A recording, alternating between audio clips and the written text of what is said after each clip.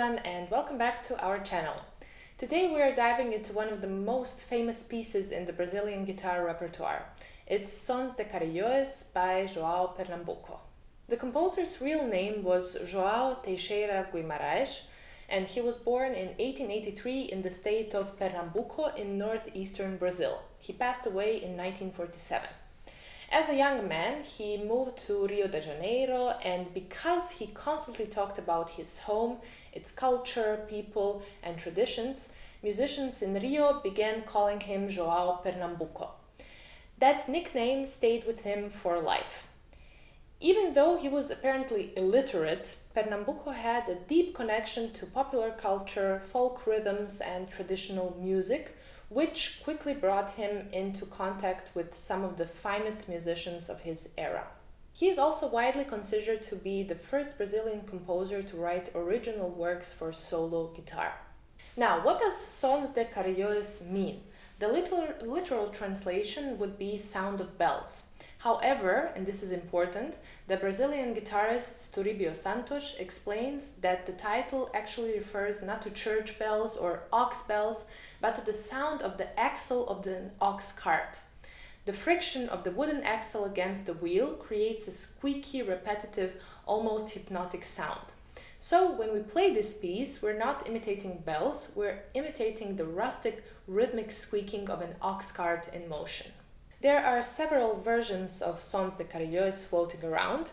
You can find an original recording by Pernambuco and his group, actually on YouTube. There are versions with different rhythms, and there are some modern arrangements with added harmonies or extended bass lines.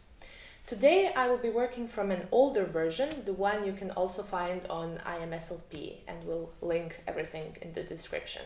The piece dates back to 1912, and when you open the score, right under the title you will see Choro para violão, or Choro for guitar, and Maxixe. So before we start playing, let's take a moment to understand a bit better what Choro and Maxixe are, because stylistically this is essential for interpretation of this piece. Choro is one of the most authentic genres of Brazilian music. It originated in Rio de Janeiro when local musicians took European dance forms and infused them with African rhythms. A few key characteristics would be that it's traditionally played in ensembles. There are distinct rhythmical patterns, often with the accent on the second 16th note, and the form is often rondo based, like A, B, A, C, A, or A, A, B, B, A. And actually this second one is exactly the form of Sons de Carrilhões. So when you play it, think of lyricism plus groove, elegant melody with a rhythmic drive. Maxixe is considered the first authentically Brazilian genre. It developed from a sensual couples dance that society originally rejected as inappropriate, but it quickly spread and gained popularity and was accepted by everyone. Maxixe blends Afro-Brazilian rhythms, habanera influences, and the lively syncopated pulse. It was often performed by military bands, and its rhythmic patterns appear immediately in the beginning of Sons de Carrilhões. Let's start with the piece. So the different rhythms I referred to earlier, you've probably heard the piece played like this.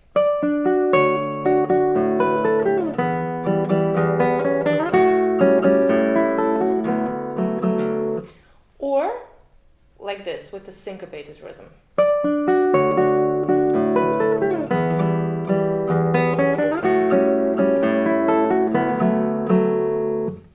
And so on. So those are the two versions that are floating around that are the most popular. In this one, this is like one of the earliest ones that I could find. It's actually on IMSLP. I don't know exactly from which year. I couldn't find it, but on the in the upper right corner it says that it's the 3rd edition, and in the bottom left corner it says that it was revised by the author himself. So that's why I decided to use this version, and it's a bit different from the other ones. I haven't actually heard people play it like this, and I've heard a lot of people playing it. You will see it's super popular amongst guitarists on YouTube, on Instagram, on TikTok. It's all over the place. Now this version, it sounds like this.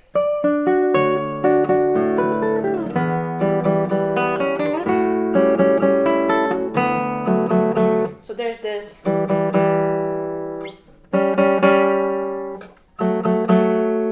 There's that I haven't heard in other versions, and I liked it a lot. I've also heard another earlier Brazilian guitarists play it this way, and I decided just to show you this version.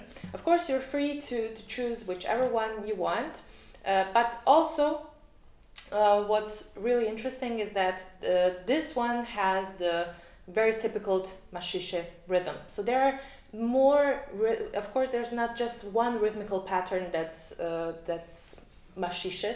There are several ones, but this is like very typical. There should also be a second eighth note at the end. So like.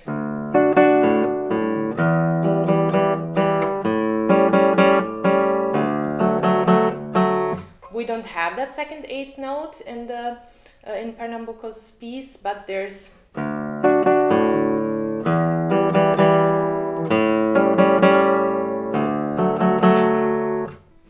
so on. Now let's look at the piece itself and see how we can practice it and what we could get out of it. But let's first start with some fingerings. So in the beginning, also in the score that I have in front of me, we start in the 7th position and we stay there until the 2nd bar. So there's the upbeat, and then we transfer to the 1st position. You have the possibility, if you don't want to make this big jump, but I think it's actually, the big jump is pretty idiomatic when you think about it. Let the 2nd finger guide you to the 2nd position, actually. You could also do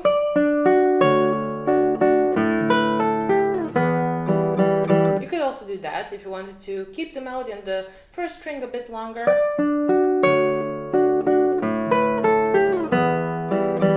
Or add a slur. But I personally quite like it in the 7th position. Now we have, so we always have that melody that's at the end of the bar leading to the next bar. And now we're in the 5th position with a small bar A. And we go back.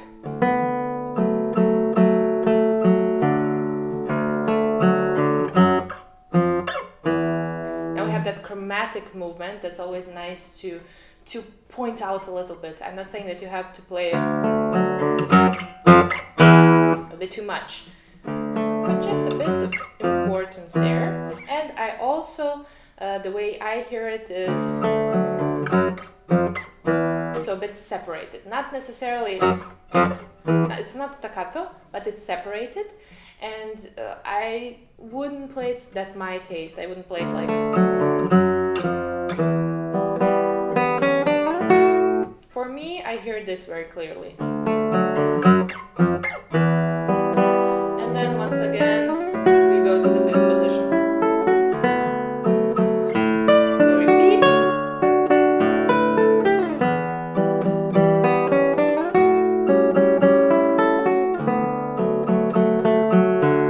Now, the composer writes, I hope these are his fingerings.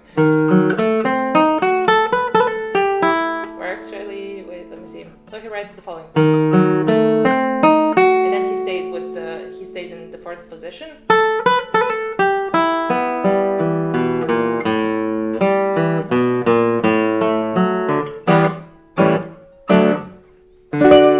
In this part, we can.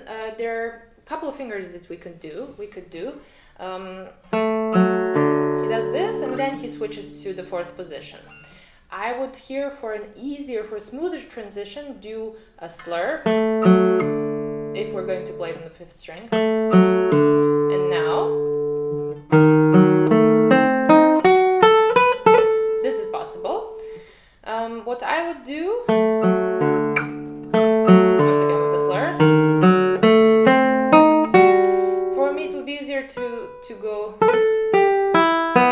So to switch to the fifth position, so the first finger is on A, and now I can use the fourth finger for the G, or doesn't matter. If you want to accentuate the harmonic line here more, the harmony of it, you could keep it all ringing and have a nice diminished chord there. So it's possible to keep it all in the bar with some slurs.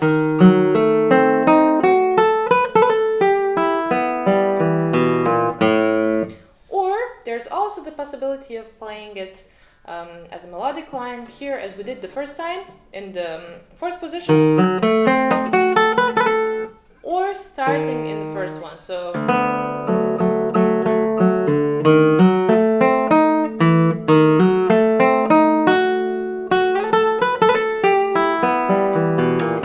transferring there, so doing and then sliding on the first string to the A. You could also do transferring on the second string, so sliding on the second string to D sharp.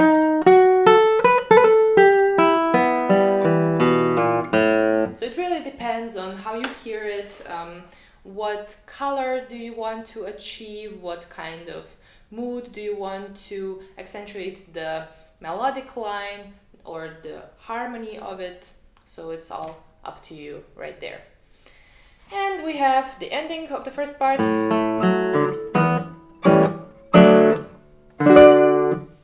Now here in this edition, the repetition of the first part wasn't written, but I would definitely repeat also the first part and then the second part for 2 times. And then we're back to the repetition of the first part 1 time. So it's A, A, B, B, A. Okay, let's see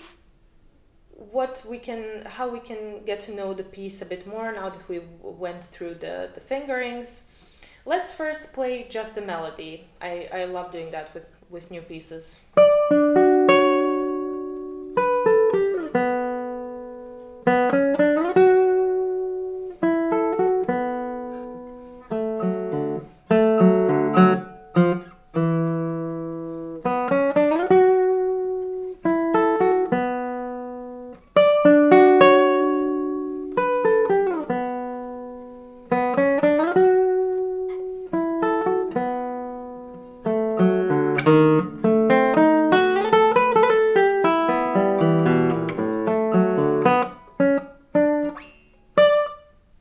So that would be the full melodic line of the first part.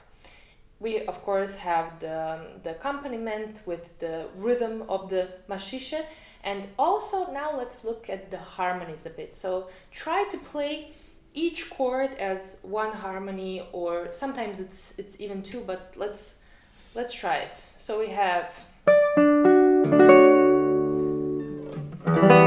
and there's always that melodic line afterwards. You can even sing with this.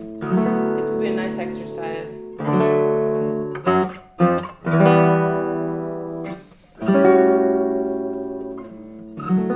So then you hear really where's the tension and what's the resolution. So and it's again.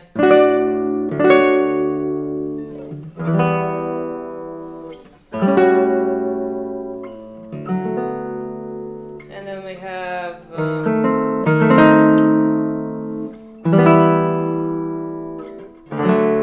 so actually it's with the A in the bass. That's it. That's the harmony of it. So this is how you get to know the piece on a deeper level. So not only thinking about, am I doing the right fingering in the left hand? Am I doing the right fingering in the right hand? Is the articulation right? And all that will of course come. But what I like to do is, play the melodic line separately and also play the harmonies separately. Okay, so to really give it the most basic harmonies that they are. So what I did right now was playing the whole bars as one harmony, okay? And as I said, a nice exercise would be to do that and sing the line in between that leads you to the next bar. As for the right hand fingerings, it's pretty straightforward what you need to do. So you start with an arpeggio in the beginning, A-I-M, sorry. And then you play here the melody, first note, the C sharp with the A finger, and then I-M. Now I did A-M-I, we could do M-I-M.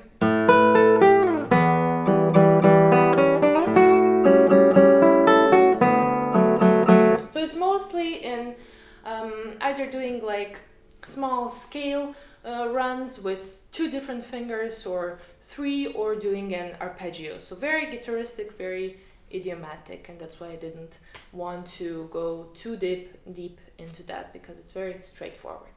Now the second part, it starts in G major, so the subdominant key of D major, in which we are. And now we're right here. And we have accents on all notes.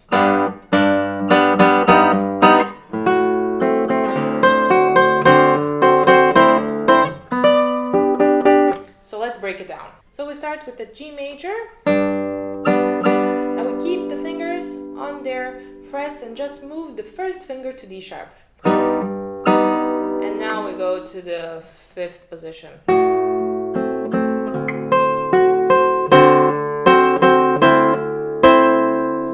Now you have C natural, no more C sharp, and 7th position. Now for this part, also several possibilities you have.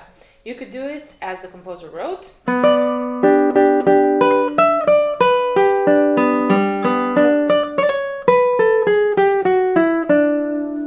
Or you could do something different.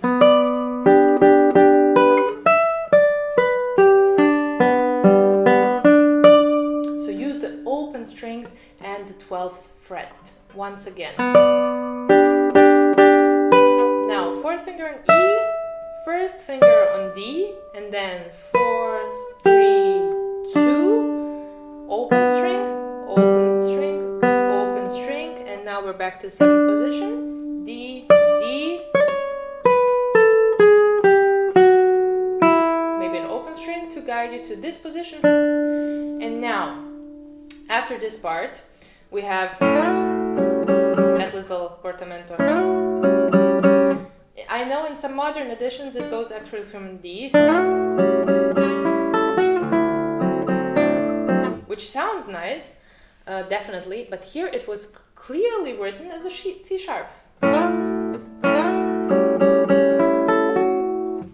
So do with that what you will.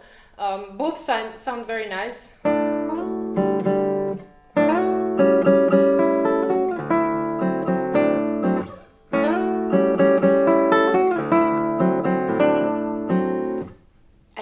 It's up to you. But let's go back to this part.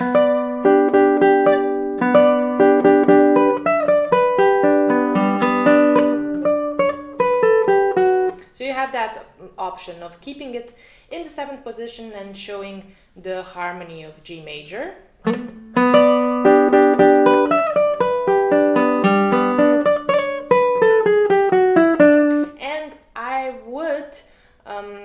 Switch here to without the barré, just to keep my hand free.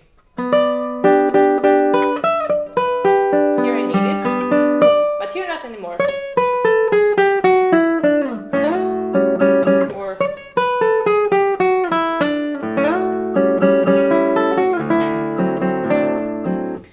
Or what I showed you before, doing it more in a melodic way and not having this stretch with the 4th finger and going back to the barré, so you're without the barré a bit longer.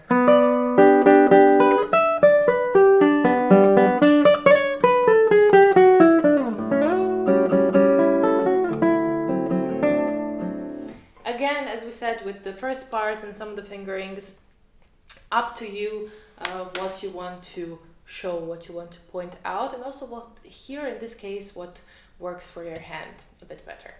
Now on the portamento it's written C sharp, so the C sharp stays for the bar. So it's not, it's C sharp. And there we have C again. So again, repetition. And here, put the third finger on F sharp. So you have the fourth finger free for the C natural.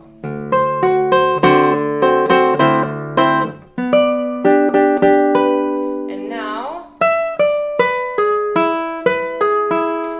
I will do a slur here. And also you have the possibility of playing the D on the fourth string, so you have the resonance a bit longer of G sharp and E and D, or you transfer to the first position directly after the first open string.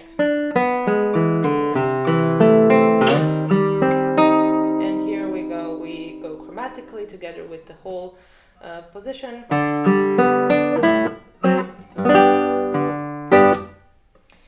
Now let's do the same thing as for the first part. Let's play through the whole melody.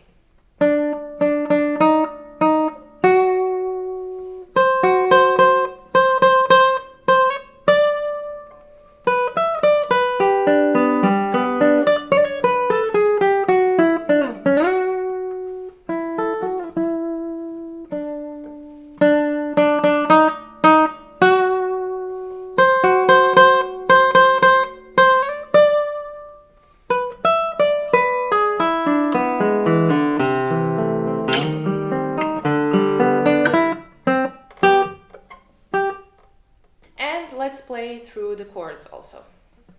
The harmony.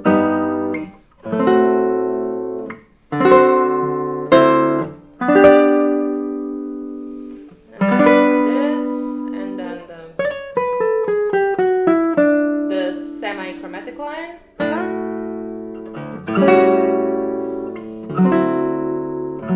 Resolution.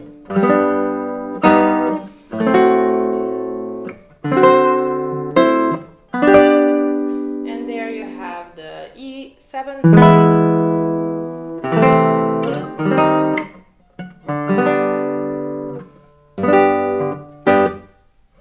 So actually after this we have, forgot that one chord.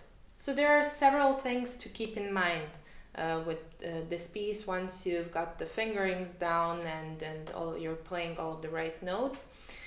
It's the melody, it's the harmony, and it's the rhythm. Okay, so you have to be precise with the rhythm. Also, don't rush. It doesn't have to be super fast. I'll put a couple of, in performances, the links to them below, and also the performance of Pernambuco and his group himself. You'll hear it's not super fast, so it doesn't have to be.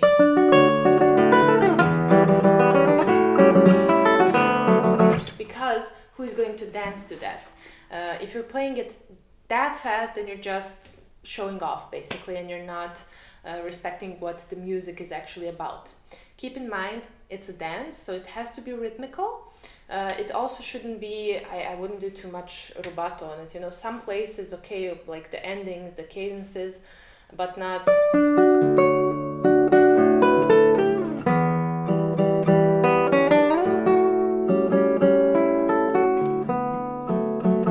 Also, might sound nice, but that's not the point. There are other pieces that you can play like that. I wouldn't do it on this one. So keeping it laid back, always having that groove, having a nice melody, and also keep in mind the harmonic relations between the chords, where you feel the tension and the resolution, where it's the dominant, where it's the tonic. So this tempo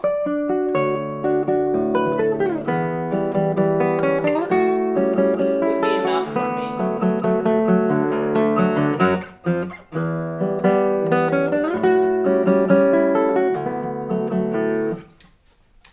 this kind of music, it's important to immerse yourself in the music, in the culture, and not just listen to other performers, other classical guitarists playing this piece, but also listening to different machiches, you know, other machiches, other styles of genres of Brazilian music.